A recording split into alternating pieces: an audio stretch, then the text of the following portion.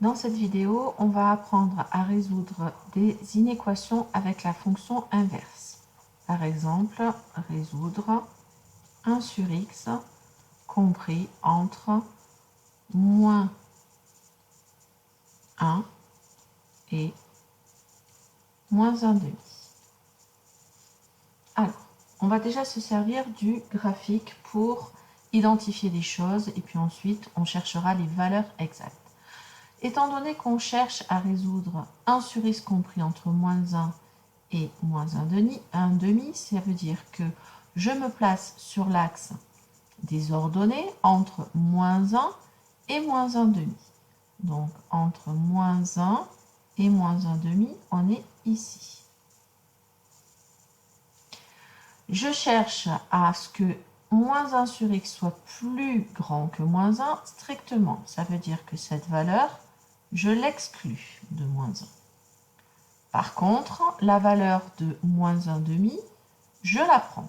Donc, ça veut dire que je suis sur cet intervalle-là au niveau des ordonnées. Je me ramène à la courbe. La courbe, ça veut dire que je suis entre ces valeurs-là et ici. Donc, ça veut dire que je suis sur cette partie-là de la courbe. Sur cette partie-là de la courbe, avec ici la valeur exclue et ici la valeur qui est prise. Ici, je cherche donc quel est l'inverse de, quel est le nombre dont l'antécédent est moins 1 par la fonction inverse. C'est moins 1. Ici, je cherche l'antécédent de moins 1 demi par la fonction inverse. C'est moins 2. Et donc ici, je me retrouve avec des points qui se trouvent sur ma courbe avec des abscisses comprises dans cet intervalle-là.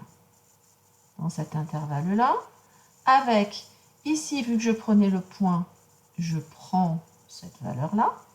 Et ici, par contre, le point est exclu, donc je vais exclure cette valeur-là.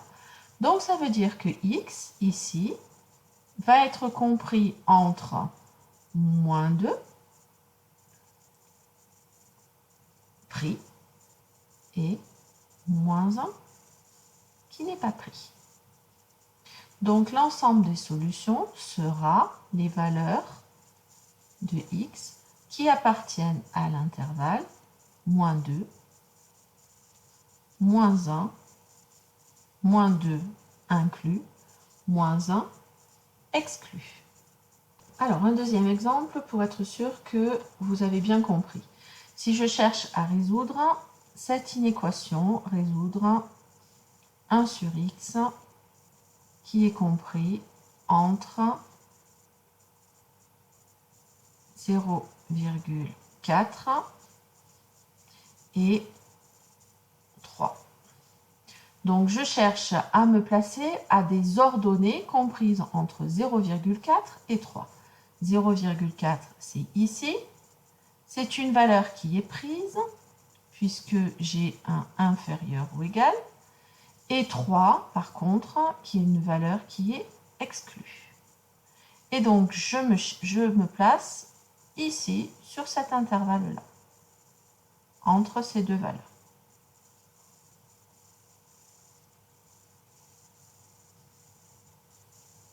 Je cherche maintenant à voir sur la courbe quels sont les points qui ont une ordonnée qui correspond à cet intervalle-là. On change de couleur.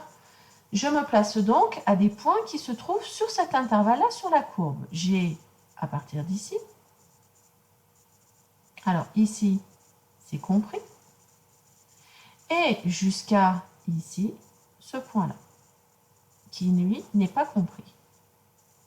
Et donc, c'est les points de la courbe qui se trouvent dans cette portion-là que je dessine en vert.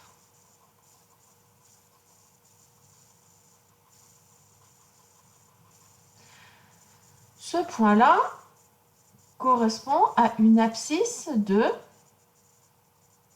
l'inverse de 3. c'est-à-dire 1/3.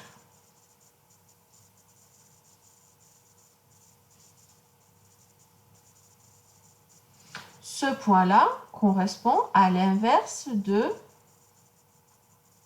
1 sur 0,4.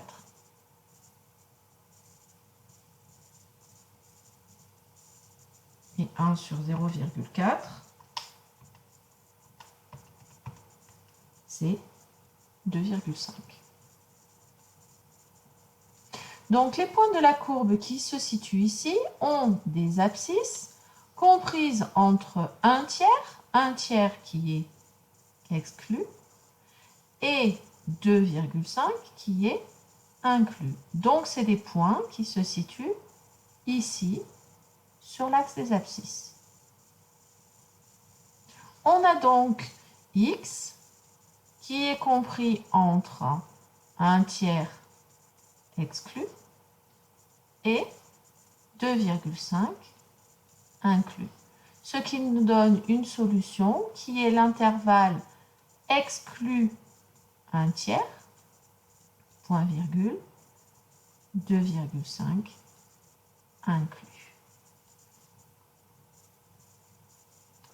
On change maintenant de type d'inéquation à résoudre. Si je veux résoudre 1 sur x supérieur à 2. Ça veut dire que je cherche les points de ma courbe qui ont une ordonnée plus grande que 2. Donc je me place en 2 au niveau de l'ordonnée. Plus grand que 2, ça veut dire que la valeur 2 est exclue. Et je cherche donc tous les points de la courbe qui ont une ordonnée qui se situe ici ou au-dessus, bien entendu, puisque le graphique n'est qu'une partie de ce que cela représente. Je cherche donc les points de ma courbe qui ont une ordonnée qui se situe au-dessus de cette valeur-là. Ça veut dire que ça va jusqu'à ce point ici de la courbe. Et c'est tous les points de la courbe qui se situent ici. Et cette droite, bien entendu, enfin cette partie de la courbe, se poursuit. Bon, je me ramène maintenant du coup au point que j'ai ici. Ça veut dire que les valeurs correspondent aux ordonnées qui ont une valeur ici en abscisse de l'inverse de 2. 1 divisé par 2, ce qui fait 0,5.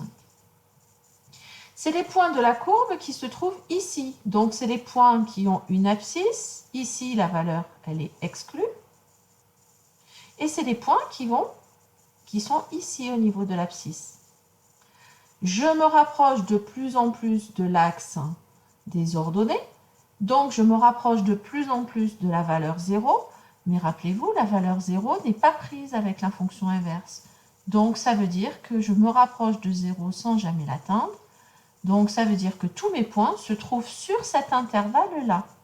Donc, pour 1 sur x plus grand que 2, ça veut dire que x est compris strictement entre 0 et 1 demi ou 0,5.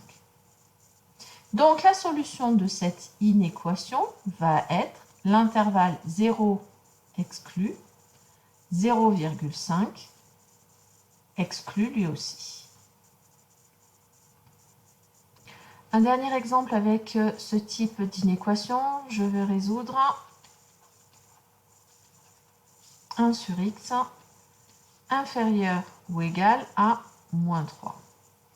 Alors, qu'est-ce que ça veut dire résoudre 1 sur x inférieur ou égal à moins 3? Ça veut dire que je cherche des points de ma courbe qui ont une ordonnée plus petite ou égale à moins 3. Donc, je me place en ordonnée à moins 3, qui est pris, puisque c'est inférieur ou égal. Et donc, c'est des points dont l'ordonnée se situe ici. Je regarde maintenant au niveau de ma courbe de la fonction inverse, les points qui ont une ordonnée plus petite que moins 3. C'est les points qui se situent sur cette partie-là de la courbe. Il me faut maintenant savoir quelle est l'inverse, enfin quel est l'antécédent qui correspond à moins 3. L'antécédent qui correspond à moins 3, bah, c'est moins 1 tiers, qui est ici. Les points qui se trouvent sur cette partie-là de la courbe sont des points qui ont des abscisses qui sont ici. La valeur moins 1 tiers, elle est prise puisque on cherche à avoir inférieur ou égal à moins 3. Et par contre, mes points de la courbe se rapproche de l'axe des ordonnées sans pour autant le toucher. Donc ça veut dire que ici, la valeur 0 est exclue. Je vous rappelle encore une fois que la valeur 0 n'a pas d'image par la fonction inverse puisque 1 que divise 0 n'existe pas. Donc ça veut dire que x va être compris entre moins 1 tiers